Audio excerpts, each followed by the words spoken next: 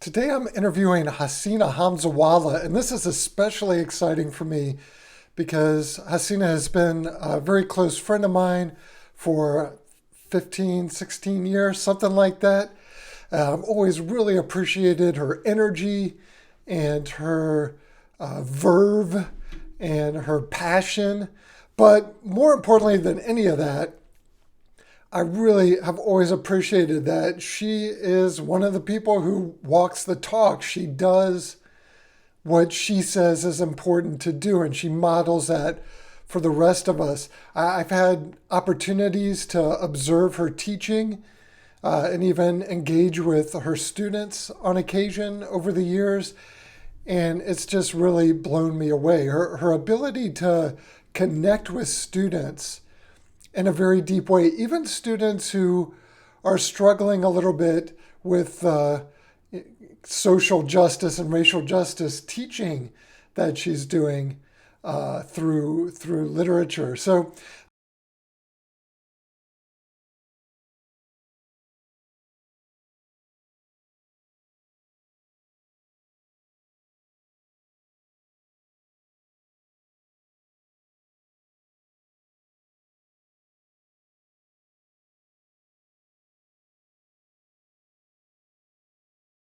it's doing so. Here are the few of the things that we discuss.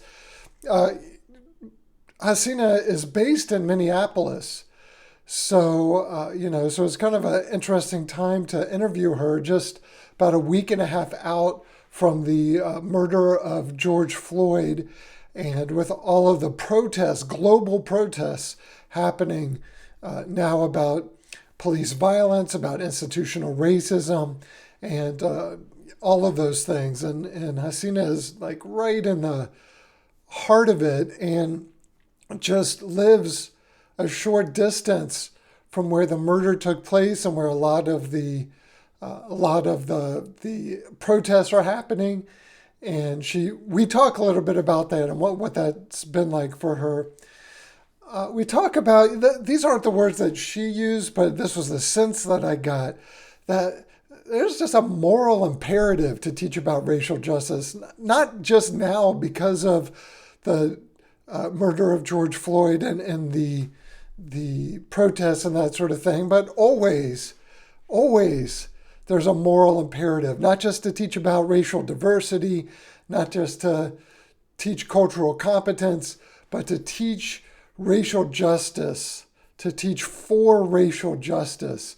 And we talk about that and the sort of the way Haseena feels responsible for doing that. And she really talks in powerful ways about how hard it is to peel apart what it means to be a teacher and what it means to be a teacher who teaches racial justice. So really interesting conversations about that.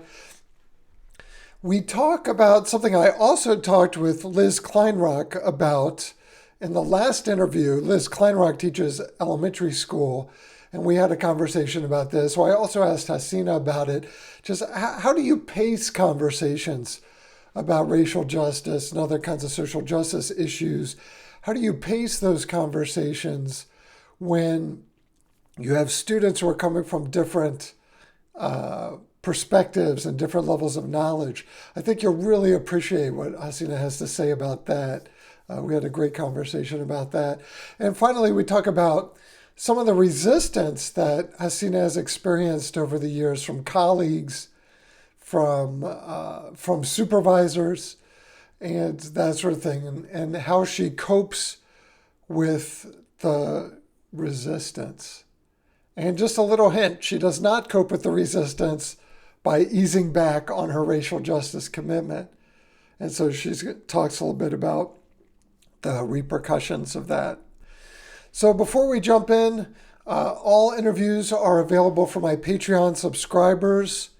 The Patreon website helps me and the Equity Literacy Institute raise a little bit of money so we can do things like this with some decent production value and eventually make them available to everybody for free. But you might just get a little bit of early access to things like this and some other resources through Patreon. So check that out. This particular video, just because of the things we talked about, I'm making available for free from the very beginning, making available to everybody. Usually I make stuff available on my Patreon page for a couple weeks and then open it up to everybody. Links to resources that Haseena and I talk about can be found in the notes. And if you have suggestions for who I can interview, who I should be interviewing, please reach out to me at gorski@equityliteracy.org. So again, I'm really excited about this. I think you're going to really enjoy this interview. Haseena is so dynamic and passionate and smart and funny. And so here we go. Oh, and by the way, usually I don't do this, but because Haseena is one of my closest friends and gave me permission, I did, after the interview and after the little conclusion part, I did insert a couple quick sort of funny outtakes that happened during our interview, or as we were trying to get started with the interview. So check those out and enjoy. You're going to love it. So today I'm interviewing a very good friend of mine, longtime friend, Haseena Hamzawala. And it's pretty interesting timing because we're about a little bit more than a week and a half out from the murder of George Floyd. And you're actually based in Minneapolis. So what's it like in Minneapolis right now? I live less than 2 miles away from the police precinct that was burned down last week on the first night of the fires and looting. And I live about 2.4 miles away from where George Floyd was actually murdered. So the majority of my neighborhood, except for my exact street, which is very rich, white protected, looks a little bit like a war zone in some places where businesses are still, even a week and a half after, are still boarded up. And the fires literally just went out a few days ago. So one thing, I'm going to be talking with Haseena about her teaching and specifically the way that she has used literature as a language arts teacher, used literature to engage students in conversations about racial justice and other kinds of social justice issues. And so we're going to make some connections to what you would do as a teacher now. I know you're not a teacher at this very precise moment, but we'll get back to that in a second. But first, can you just talk a little bit about yourself and how you ended up where you are now in terms of just having these commitments to racial and social justice? Sure, I could talk about myself forever. So I identify as multiracial Asian American. My dad is an immigrant from India. My mom identifies as white American. Let's see, my dad was raised and as a very devout Shia Muslim. I was raised that way. I am not as devout as him, but I consider myself Shia Muslim. So I grew up in a home where I had half siblings who were from my mom's first marriage, who were all white, and from my dad, me and my siblings. So I grew up in a very blended family, racially, religiously, and culturally in every single way. And I grew up a lot of my life in Stillwater, Minnesota, which is a suburb of the Twin Cities, and in the 70s and 80s and even most of the 90s was predominantly white, middle class, pretty racist town. I hated going to school at every step of the way. The entire institution was absolutely not for me. I didn't see myself reflected in curriculum, in teachers, in any way, shape, or form in schools. So after I got my English major and I decided I was going to be a teacher, I decided I really wanted to teach from a social justice perspective because I never had that in school, especially high school. It was a horrific time for me. The first Gulf War happened when I was in 11th grade, and I had nooses hanging off my locker and racial slurs, and teachers did not bother to take off the racial slurs that were in permanent Sharpie on my locker. So I decided if I'm going to be a teacher, I'm going to do it way better. And I'm going to make sure that I reach the students who are like me and have it even worse than me. So that's how I got into racial and social justice as my lens as a teacher. And then I would step away from the classroom over my 21 years of teaching. I'd step away at times, like I am right now, to go straight into social justice education, to be a consultant, to work with other educators to write curriculum. And my main focus is this. Students should not have to merely tolerate getting through their school day. They should not merely just have to put their heads down and get by through the day. You're supposed to learn and thrive and enjoy your K-12 education. At least I hope that for people. So to me, I try to ensure in big and small ways that can happen for every single student, especially the students who are marginalized and especially students who are racially marginalized. So you talked about having racial and social justice as a lens. And what I find interesting about that is there are a lot of teachers who find conversations about racial and social justice interesting, or they want to sprinkle a little bit of that content into their curriculum. So what is the difference between that kind of like it's something I pull out of the drawer and sprinkle in on occasion, and having it really as a lens? To me, it can't be an add-on. If you're an educator and hopefully you care a little bit about the people that you're teaching, if you care about the people you're teaching, you want them to absolutely see themselves reflected and learn about people that they might not know. The like window mirror situation. But social justice, it's not just like teaching about, like Black authors during Black History Month. Like that's absolutely not what I'm about.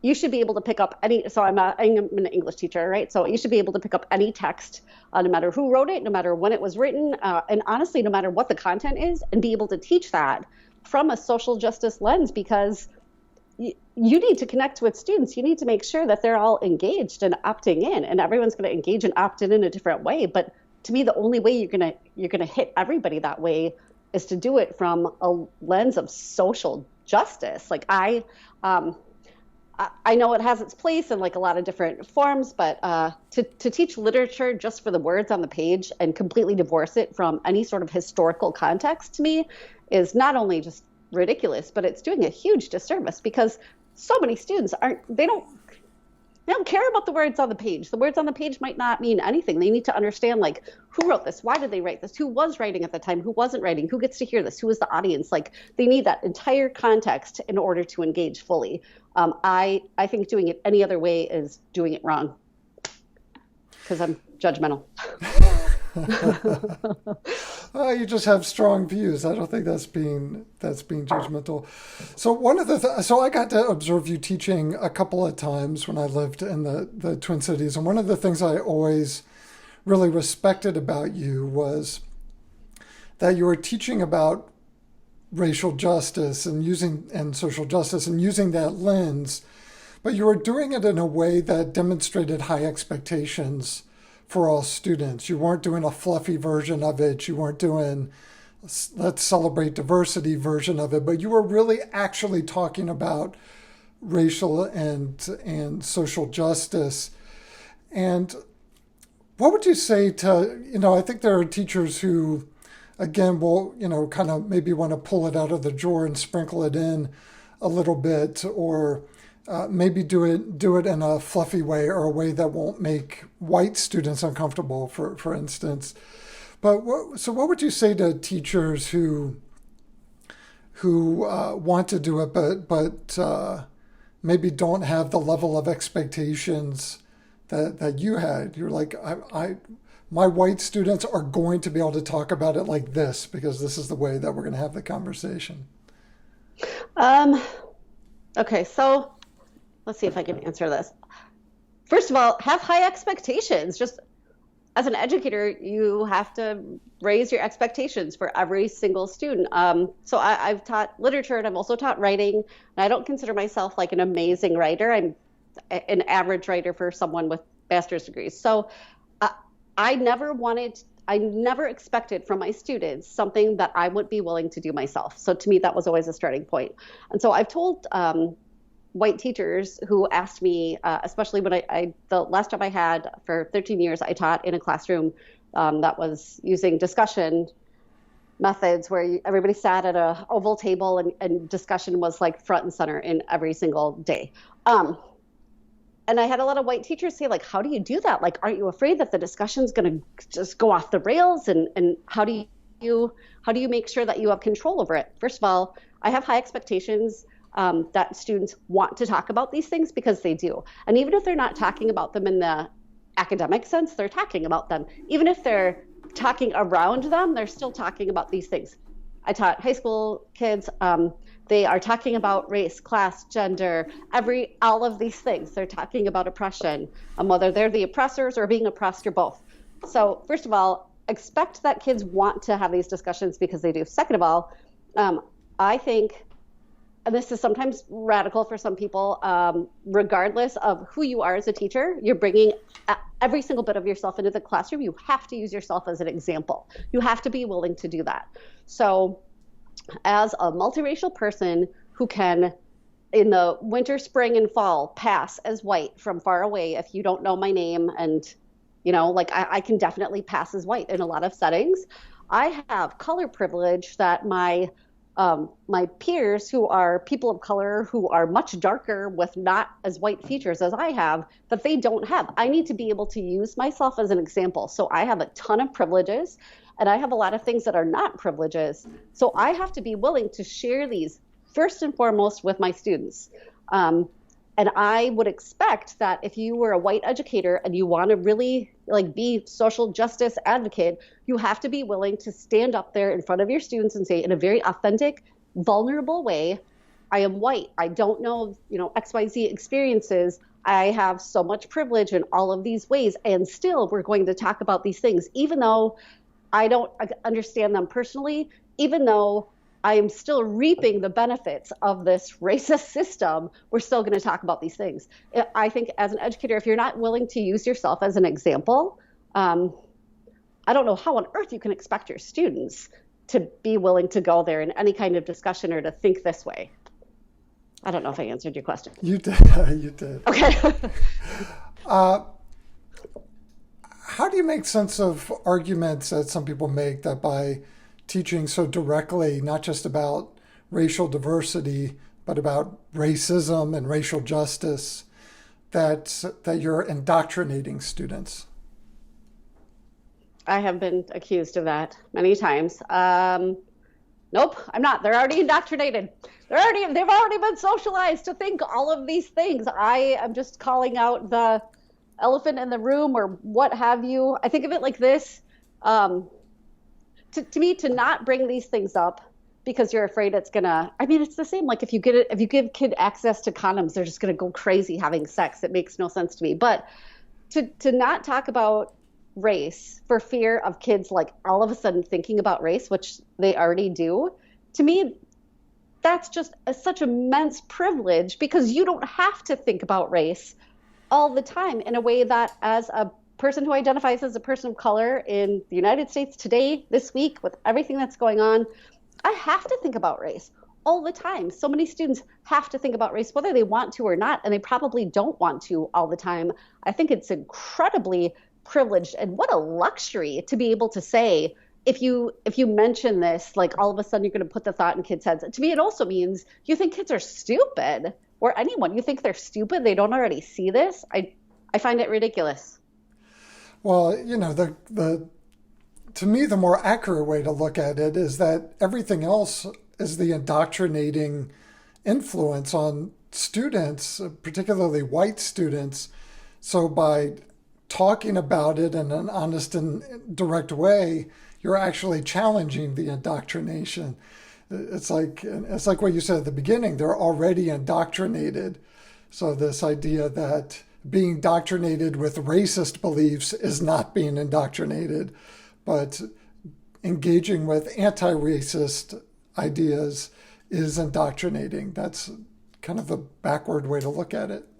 Absolutely. For example, this just happened a couple of years ago, outside of the context of teaching, but when I was talking to a white woman about my teaching, and I was telling her how I don't even know what we were reading, but right out of the gate, I went into the Black Lives Matter movement, and then we went all the way back to why there were so few things published by African Americans compared to white Americans because enslaved people weren't allowed to read or write, all of those things, right? And this woman said to me, she said, "Well, don't you think you should be teaching the other side also, in the mindset of being fair? Don't you need to teach the other side?" It's like the racist side. Like, they already have that. They already have the racist side. It's like, I'll teach about the Jewish Holocaust and now I'll teach about the other side. Like, what? It doesn't make any sense. So yeah, clearly I'm trying to undo some of the deep socialized biases that are already held by white and otherwise privileged students. And yeah, to me, it's ridiculous to say that's wrong when they're going to have these conversations somehow. Well, that kind of connects to my next question because teachers have often said to me, along sort of these same lines, that if they are going to teach about these issues, that their role is to be the objective facilitator, that I will just come in, what do you all think, put some ideas, but I can't interject my own view into this, or I can't actively inject a racial justice view into this. What do you think about that? I've had many lunchtime conversations with my white, especially white colleagues, in that very same vein, where they've said, well, I just try to give all kids space to share all of their opinions. And radical me thinks absolutely not. There are some opinions that are just wrong. They're dangerous. They are criminal. They are going to absolutely rip apart the kids sitting next to them if I let this happen. Like, absolutely not. So I guess I come back at it like that. Like, my job in a classroom or even in a conversation, like a workshop with adults, my job isn't to make sure that every single opinion is held and ruminated on with the same validity. Absolutely not. My job is to challenge the things that are in my gut, in my professional learning, wrong. And then to give people who don't often get time and space to talk about things, to carve out space for them. So oftentimes in my teaching in 21 years, a lot of it has been teaching white, upper and middle class white kids. Those kids have been validated at every single step of the way. My job isn't to keep validating these wrong, I will call them wrong opinions. My job is to make them be quiet and listen to other opinions that they haven't heard. And then to also ask themselves, why do you hold these opinions? Just because this is the way it's always been, like, let's challenge why that is. Yeah, it's kind of a funny thing, this idea that if I make this into just every opinion is valid, then how is my classroom any different from every other space that students are exposed to? It's like, no, white supremacy is not going to be a valid perspective in the context of my classroom. And it's also dangerous because, in predominantly white schools, you get one or two white students with some social power saying this is all a load of shit, and I think white people are actually the oppressed ones. Is that just their opinion? And that opinion, if I don't respond to it, can shut down the whole conversation. So as somebody who teaches like this, even though now you're not full-time classroom teacher and you're doing this consulting work and helping other people do what you've been doing, are you constantly thinking like the murder of George Floyd? Do you see that happening and think, okay, how would I broach that with students? And absolutely. So I stepped away from a classroom just for this school academic calendar year, and I'm really hoping to go back in the fall if coronavirus lets that happen. But with everything, even with coronavirus and the racism that is happening there, I have completely been absolutely sad that I'm not in a classroom thinking of what the conversations may be in a classroom right now. How I know that there are some teachers, who are totally skirting around these issues. So I'm really sad because I would love to be in a classroom helping kids process this, helping myself process this with them. But I'm also like a 10% really relieved because I think it must be right now, anywhere you are in America, if you care at all about anything good, how hard it must be to have these conversations in real time with students. I think it would be incredibly difficult, but I really wish I were in a classroom, even though it's like the end of the school year and everything is on screens right now. I can't imagine how students of color who are going to schools in predominantly white spaces with predominantly white teachers, I can't imagine how on earth they're supposed to unpack everything that's happening right now. So what would you do to help them unpack it, both the murder itself, and I mean, I think the other thing that often happens around things like this is teachers who don't really have a structural understanding of racism, they sort of slice out this moment in time as though this is some odd or different moment rather than putting in the context of actually this isn't rare at all. And then I could think of other things like teachers allowing the conversation to become criticisms of how the protests are happening or not being able to talk complexly about the protests and that sort of thing. So I'm kind of curious how you might go about engaging students.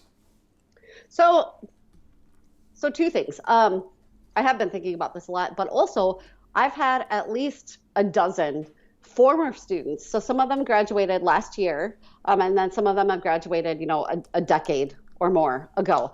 I've had a number of students actually emailing me and texting me where we have been having, I feel like I'm a teacher again with them, where we have been having these conversations. They're asking really good questions, and I'm hopefully giving them something to think about. So I am thinking like a teacher with this because I'm kind of doing it, but I would do a few things. First of all, to me, to fully understand what's happening right now, you need to know that this is a snapshot and a timeline of the racial history of America. You steal land from people and you steal people to work the stolen land. I mean, this is a symptom.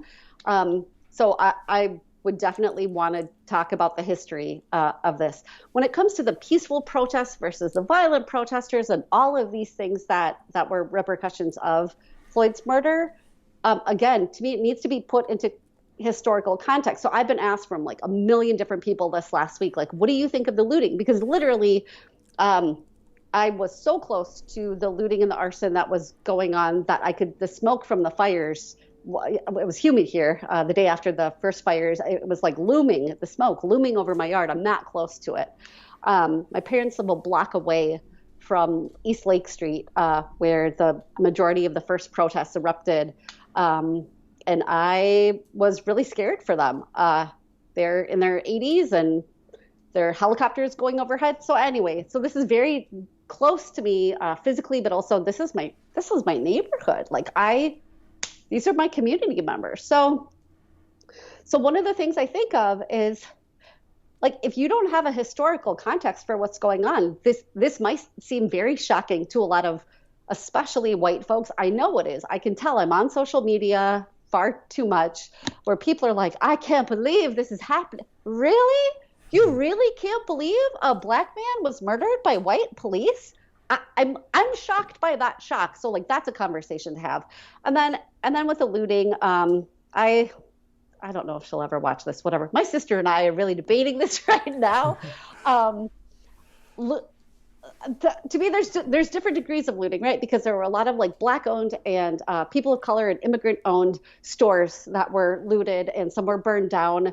And I have a very different feeling about those folks and those stores, especially, my God, if you're undocumented in this country, like trying to apply for insurance or aid, like it's going to be nearly impossible unless you have a family member who is a United States citizen to help you. But a lot of folks can get help. They can get, there's so many like GoFundMe's that people are giving money to, and that's amazing. The Target Corporation, so it's headquartered in Minneapolis, so it's a big deal. The Target was looted, and we've all seen those images of, a young black man taking off from the Target with a television, and that's what people are focusing on, without remembering why this is happening. But also, like I don't know if I've heard a lot of people talk about civil disobedience. People have talked about like Martin Luther King Jr. He was all about peaceful protests. He was also about civil disobedience. And what does that mean? That means he did things that were illegal. And so if we're gonna like laud this peaceful man who like never used violence, come on, that's such bullshit to me. First of all, people don't even know who he is or what he stood for if that's what they think. And then second of all, oh, I almost said there's more than one way to skin a cat, which I've never said out loud. Oh my God. But there are a lot of ways to go about things. And so we have Martin Luther King Jr. and we have Malcolm X, and it seemed like they were totally at odds, but there are all kinds of ways to fight for civil rights and for social justice. And when people have been oppressed for so long, and it's the coronavirus, so people are broke and they're feeling hopeless, and people are sick and they're not getting the care and aid that they need. And you have a bunch of people who are out of work who are just around right now. Like, this is just like a match to the fire. Like, of course this is going to happen. People's anger needs to be released somewhere. I would say all this to a class. I have said all of this to my former students. I think teaching about what civil disobedience is, whether it looks like burning down a police precinct or like tipping over the barricades when the police officers were on the other side, or going out past curfew, that's civil disobedience. And please don't tell me that that any civil rights leader never did anything illegal. I was telling my sister, like, there's this important thing to read called A Letter from a Birmingham Jail. That's Martin Luther King. He was in jail. Okay. He was in jail a lot. And I think that letter from Birmingham jail, I think that's a great thing for white people to read right now in particular, because first of all, I think that is one of the most important pieces of social justice literature ever written in the U.S. And part of what he's doing in that letter is calling out white moderate people, especially clergy, who he was calling out about, giving lip service to caring, but not really being willing to step up and act. So when you think about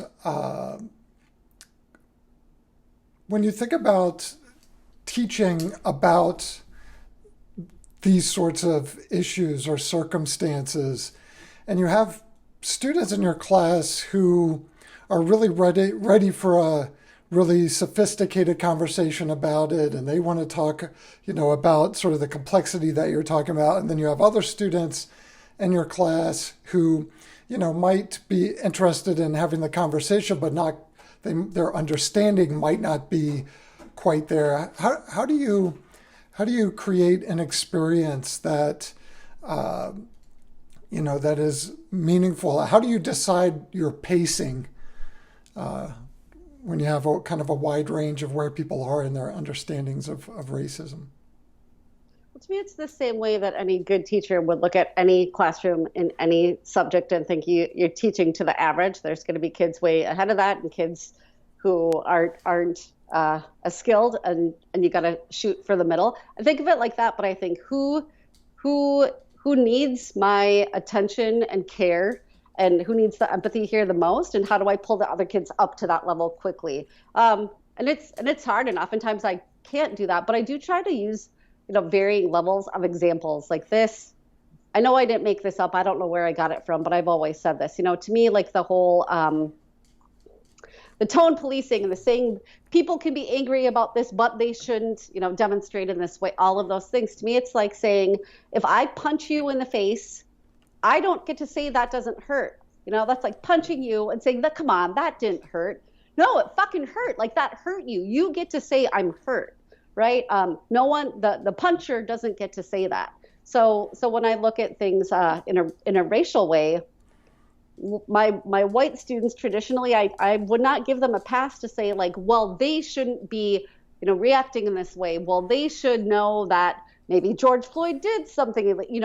I won't let kids be the punchers in the face and also say that doesn't hurt. So, I mean, I would use examples like that, but I would also, yes, I need to make sure that all of my students are engaged, but they're going to engage at different levels. And if someone isn't ready for the very sophisticated, maybe even kind of academic conversation that other kids are having, I want to make sure that they at least feel it in their gut somewhere. So I would just try to use like a personal example, because every single person has felt, regardless, every single person has felt oppressed at some time, whether it's you are a rich white cisgender man who got cut off in your SUV and you feel oppressed. You know what I mean? Like everybody knows what it feels like to not get what you want exactly when you want it and to feel like someone's after you. I often go over personal examples like that to get students up to speed. Because honestly, like the academic conversations, I don't even think those are necessarily the ones that need to happen. You don't have to have the language and the jargon and the social justice warrior lingo to have these conversations. You need to be able to feel it. Yeah, so that's really powerful. I also like kind of this idea of there might be people who are at different levels of the kind of theoretical understanding, but whose interests are we prioritizing in any given moment? That's more articulate. Yes. Yes. Oh, okay. So the one time in history I've ever been more articulate than you, I guess. So, to what extent have you experienced resistance or pushback, especially from colleagues or supervisors, for teaching openly and directly about racism and racial justice? I have experienced that super hardcore. I have left teaching positions in school districts for that reason.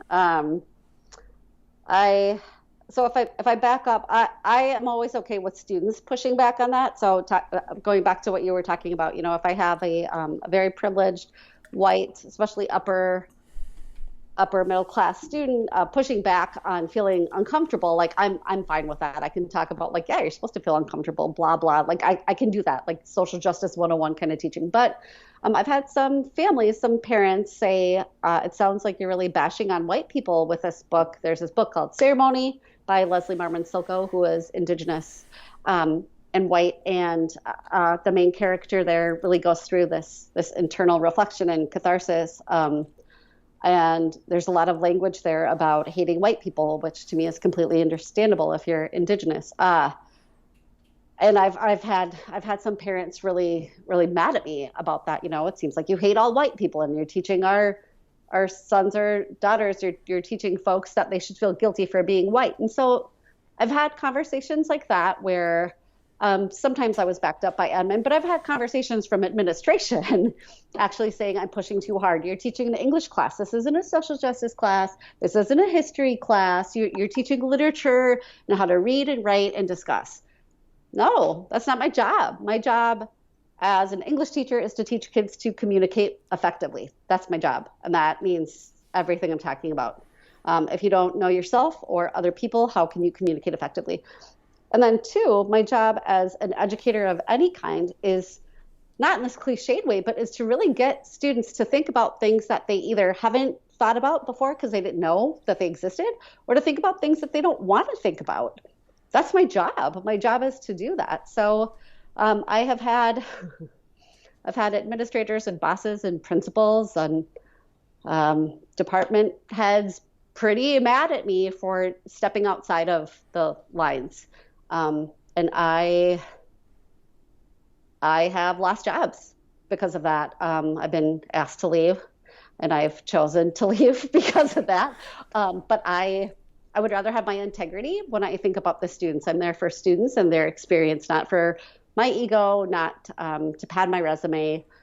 If I'm not putting students and what I truly think they need and deserve at the heart of my education, then I'm not there for anybody else.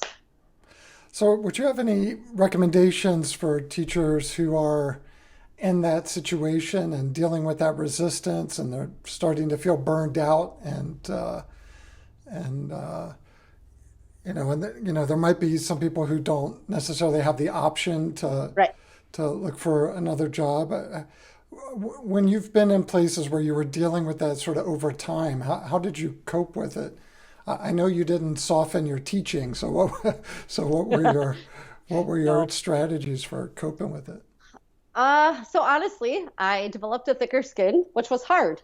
I had many nights and days over years at places where I went home and cried and second guessed myself and wondered if what I was doing was right. And I always ended up with yes, it is. But I developed a thicker skin, which is super easy to say, but I know it's really hard because I do want to be pleasant. I do want people to like me to a certain extent, but I guess not that much. So that's just one. But two, just to really seek out people who can help you, whether that's like personal allies or even advocates, or to find resources of what people are doing right now and what people have done in the past. I mean, that's how I kind of met. That is how I met you. Looking around online for, at the time it was called multicultural education, when I was at a school district. But to just seek out people who could be like-minded, or at least like-minded in some way, to see that you have some other support and that other people are thinking this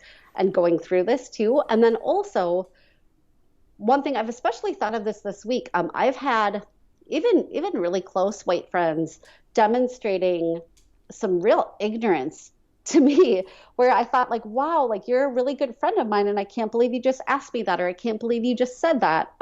Just to really remind yourself that, so I'm often labeled like in some scenes like a radical, even in the social justice world, but to remind yourself of why you're doing what you're doing. And I don't think it's worth just beating your head against the wall until you feel like you want to give up and then you burn out and then you leave education altogether. To me, that's really heartbreaking. And I know that happens because burnout is real. Yeah. And I feel like I've been almost there. But I get to pause for a second and then just like take a breath and then find other people who are doing amazing things. And it doesn't even have to be educators, and it doesn't even have to be in the United States. I really wish I could remember her name. There's this woman who is this seed warrior. God, I wish I could knew her name. In India, she like collects and catalogs like real non-GMO, non-Monsanto, non-owned by a corporation seeds. And like just seeing what she's doing, and people are like threatening her with death, all kinds of things for like this amazing environmental justice that she's doing. Like she's in India, she has nothing to do with my life, and I'm like, oh my God, that's really inspiring. I can do this. So what I don't think people should do is to find like a huge, just talking about race, like a huge racial justice icon and think I need to be this person or live up to this, because you're going to feel defeated every time. I'm not going to be Ida B. Wells. I'm not going to be Angela Davis, right? But like I can do what I can do. That's sort of what I've been doing with you for the last 15 years. It's like I just got to be Haseena Hamzawala. Oh, come on. Do you think that the resistance that you've experienced in those schools, do you connect that at all to your own racial identity or religious identity? Do you think it's elevated because of those identities at all? Yeah. Yes. I mean, they're not elevated because of your identities, but No, because of right. how people are interpreting you, because how people Yes. are interpreting your identities and seeing them. Yeah. The way that professionally a lot of things have landed for me, they are very personal. And right, wrong, or indifferent, in many ways, I do have a huge ego, and I do think that sometimes I'm teaching to me. Um, so the majority, I don't have the stat for this, the exact number, but the majority of people of color, people who identify as people of color in the United States right now, are multiracial. And I'm multiracial. I can at times in different contexts be white passing like a lot of other multiracial people of color. Um, so I have been able to sort of walk this line in between to hear what white folks really think about race without really knowing that I'm like not one of them. And then I've heard other things from monoracial folks of color. I've heard things about thoughts on like white folks. So I've lived in this sort of dual world, right? And I I think about how difficult K-12 education was, and even college was for me as a multiracial person. So I was a racial minority. I'm a woman in this country. I I have, for the most part, been Shia Muslim. I identify that way. I grew up pretty poor, like not like how people say poor, but like for real, like government assistance, food shelves, etc. Um, and I grew up in a really dysfunctional, abusive household.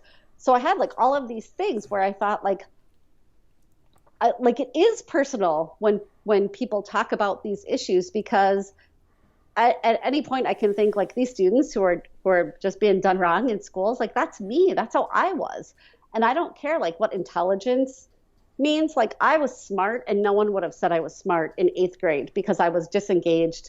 I didn't have a ton of friends. I didn't connect with teachers. I wasn't speaking up in class. I was smart, but no one would have known that. But even if I wasn't, I was just thrown away. I was completely discounted because I didn't show any promise, but I also didn't act out.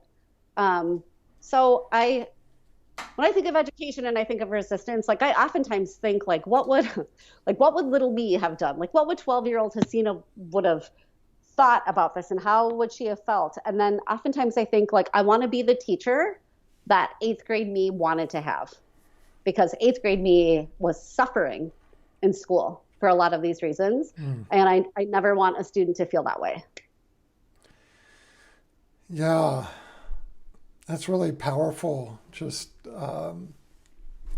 those sort of connections through time for you and your own experience. So, what kind of change of gears here a little bit? What are some of your favorite? What have been some of your favorite pieces of literature to teach? To engage students in looking at issues of racial justice? So again, how I met you, I was hired at a school district in Minnesota to deal with the problematic texts of To Kill a Mockingbird and Huck Finn. And I was hired to try to get these books actually out of the school system because students of color, especially Black students, were struggling so badly with the way that white teachers were teaching these texts, saying the N-word aloud as they were reading, having mock trials with To Kill a Mockingbird, having the Black students like play devil's advocate, all sorts of just heinous ways to teach. So when it comes to Huck Finn, I didn't know a ton about Mark Twain. You did. And you taught me a lot about that Samuel Clemens. So I ended up over the course of many years, like actually loving to teach Huck Finn because it's such a problematic text. There's so much in there. I could have spent an entire year when I was teaching American literature on Huck Finn to just break it down historically, and then talk about like modern day implications and to talk about the language and why we're not going to say this word, even though it's in there over 100 times. So some of my favorite books to teach have been books that have been problematic racially, traditionally in a lot of ways. I also love teaching The Great Gatsby, for example, even though it's like one of the whitest, waspiest books ever, because I think, again, there's so much to unpack there with the American dream and what it means to move somewhere and change your entire identity to become someone else who can be successful. And then ultimately he dies. I hope I didn't, spoiler alert, give it away for anybody. You spoiled The Great Gatsby. Sorry. So there have been some traditional canonical books that I've actually loved to teach, like those two. But I've also, I have loved to teach books that students would bring to me and say like, "Hey, I am really into this book. Can we read it?" Let's see. So, The Roundhouse is a book by Louise Erdrich. It came out not that long ago, and I had some students say, "Can we read this book?" It's about an Indigenous boy dealing with the rape of his mom, and I was like, "Oh my God, that's pretty heavy for a Yeah. classroom." But these kids were super super engaged in everything that was going on. It's set in like basically modern day in this area, so I taught that book and kids were so engaged. Also, Louise Erdrich lives in the Twin Cities. So I Oh, was like, contact her. She's got a bookstore. It's like, call her. I don't know if she'll answer. Send her an email. Like you could ask questions about this. So some of my favorite books to teach have been things that students have brought to me. But I don't back away from the canon if because there are a lot of teachers where you're handed something, right? You're like, this is what you have to teach, or you have to teach to this test. And you can't get rid of some of those books. So I had to learn to find a way in, even if I hated the content or hated the book, to find a way to really engage with the teaching of it. I also learned, sorry, to never teach a book that I absolutely loved because students won't ever love it the way I do. oh, that's interesting. So if they does that like spoil it for you if they don't, or you can't? It's hard for you to hear them saying how awful the book is. It hurts my feelings. And so I learned like, I don't know, 10 years ago, never to come into a class, especially with juniors and seniors, and say like, oh my God, I just read this book over the summer. It's so awesome. Let's read it. Because I'll have like five students who will be like, this sucks. And I'm like, oh God, I thought it was so good. So I don't do that. Also, just because I'm interested in something doesn't mean it's going to be okay to teach. Like Colson Whitehead's The Underground Railroad, which is an incredibly amazing and graphic book about slavery in the United States. And it's so freaking graphic. I could never possibly teach that and feel okay with it. Well, one thing you and I both have, one thing we have in common, well, one thing we have in common is we're both cat lovers. So no Yes, one's going to be skinning any cats. I know. But another thing we have in common is that we both have written poetry and enjoy poetry. Are there any good collections of poetry that you particularly like, or poets that whose work you've used in class that you really like? Yes, many. I will give a shout out to my recent favorite, Naomi Shihab Nye, who is Palestinian American. She's a poet. She also is an editor for collections of other poets, and she is fantastic. Not a lot of people, at least that I know of, are teaching Palestinian American voices, perspective, issues whatsoever. And she uses her own family and her experiences in her poems, and I think it's amazing. And I also, I don't know. There's a ton of poets, but you know who I just heard on the NPR today from like a 1984 uh, broadcast was Maya Angelou, and I really forgot what an amazing poet she was. I was like, oh my God, how have I not read her stuff in so long? And it's so absolutely poignant and relevant right now this week. So she's another one that I used to teach a lot of. I was looking through an old box of books and came across a collection by Gwendolyn Brooks and Oh was yeah. totally blown away. I used to use her in my teaching and in my education courses. So if I think right now there's a lot of, I mean, a lot of it's somewhat performative, but there are also a lot of teachers who are now thinking, I better learn how to do this. I better learn how to talk about this and engage my students. And I'm sure a good chunk of them are serious and should probably reflect on why you've waited until now to do that. But what what do teachers need to do to prepare themselves to do that? You can't just jump in, or I've had teachers tell me, well, I tried to do this and it was because like they just taught the way they always taught, and then it was like February, and like now I'm going to teach about racism, having not created any context. Or so, what do teachers need to prepare themselves to know how to do in order to do what you do effectively? Whew.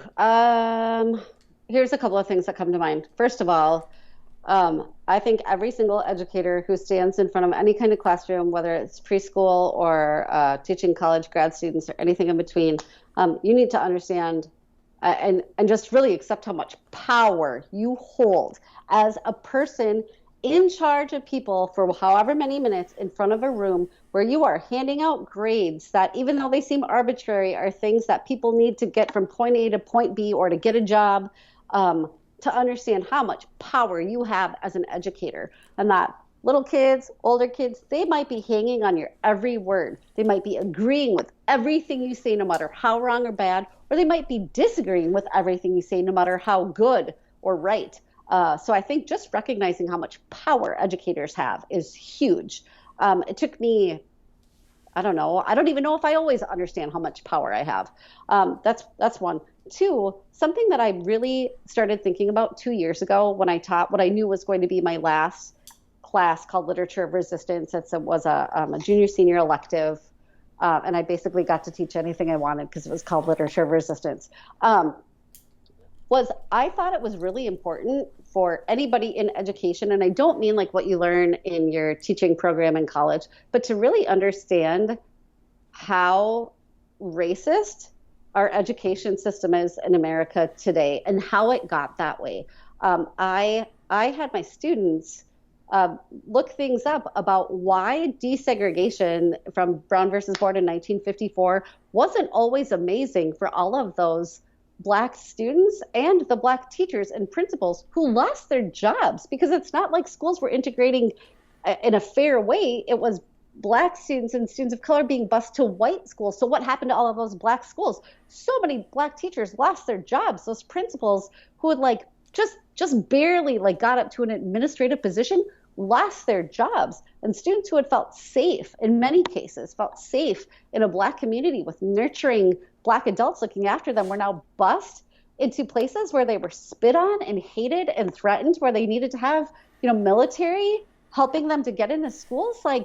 So I really hope that everyone who is teaching right now understands how racist the institution of school is in America. I think if you don't understand that, anything else you're going to do is going to be a little off. Because I mean, that was something that I honestly never thought about. Like, oh my God, all of these Black educators lost their jobs.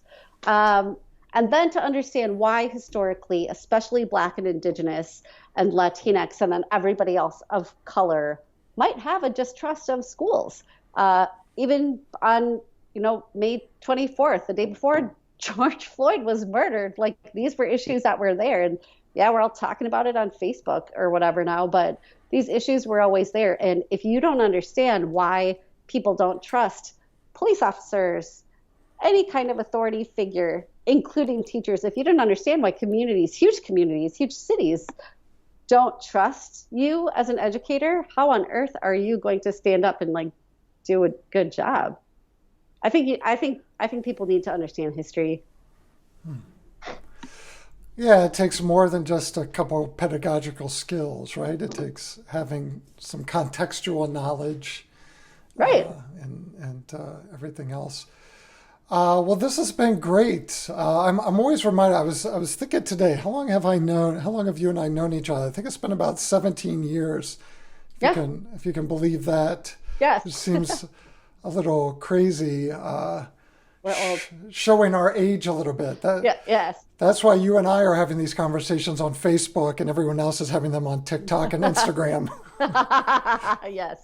I'm having these conversations on my MySpace page, and, but I'm just always reminded how much I respect you as an educator and as a friend, and you're one of my favorite people. So I'm really thrilled that I got to talk to you today, and I think a lot of people are going to get a lot out of this interview. So thank you for taking the time. Thank you for doing this. So there you go. My interview with Haseena Hamzawala. I think you could see, as I saw, kind of watching back through it, her passion, her commitment, her unwavering sense of responsibility, and to teach for racial justice and social justice, and to see that just as part of what it means to be a good teacher. And just watching back over it, just seeing how emphatic she was. This is what it means to be a teacher. This is who I am. This is what we should all be doing. And, people will say, well, you're just supposed to be teaching literature. You're not supposed to be teaching history. You're not supposed to be teaching social justice. You're just supposed to be teaching young people how to read and write. And Haseena's like, no, no, I'm not just supposed to be teaching students how to read and write. And she's someone that she doesn't necessarily use the language critical pedagogy, but she's very much, for those of you who are sort of critical pedagogues, that's kind of who she is in a very on the ground, powerful way. So that was great. I really enjoyed rewatching that. And again, all of the past interviews I've done are available on my Patreon page, which you can check out. Eventually, those are all made available for free. But we put them on the Patreon page first, just as a way for the Equity Literacy Institute to raise a little bit of money so that we can do things like this and purchase the equipment we need to do it and that sort of thing. Again, links to resources that came up can be found in the notes. If you have a suggestion for someone I should interview, please email me at gorski@equityliteracy.org. And all the ways you can stay connected to me and the Equity Literacy Institute are right here. So I encourage you to stay tuned just for the next 15 or 20 seconds for a couple outtakes. Again, normally I wouldn't do this, but Haseena and I are really close friends. She's been one of my closest friends for 15 or 16 years. So, we sort of decided together to put a couple of these in there. So enjoy. So I'll do the same thing, just like a quick introduction, and then I will start asking you questions and demanding answers. Okay, so today what the fuck am I saying? You and Buster. Today me and Buster are interviewing. Oh, no. Damn it. No, okay. And she's based in Minneapolis. So what's it like to be in Minneapolis right now? It's a little bit like a small war in certain places. And go ahead, keep talking. Keep going, I'll tell you more later.